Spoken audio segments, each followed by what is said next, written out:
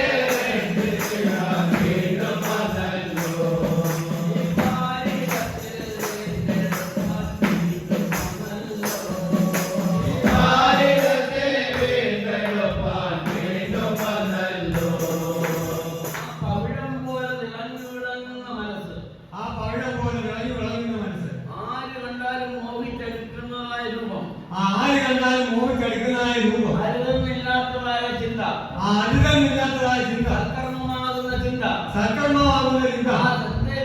മനുഷ്യന്റെ മനസ്സ് ആകർഷണമായി ഭവിക്കുമ്പോൾ അവനവനിലുള്ളതായ മാലിന്യങ്ങളെല്ലാം പാടെ ഒഴിഞ്ഞ്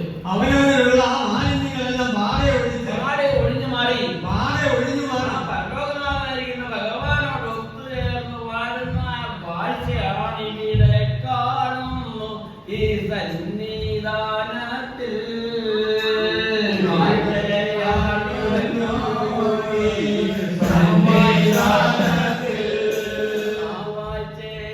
കാണുന്നു ഈ സന്നിധിയിൽ കാണുന്നു.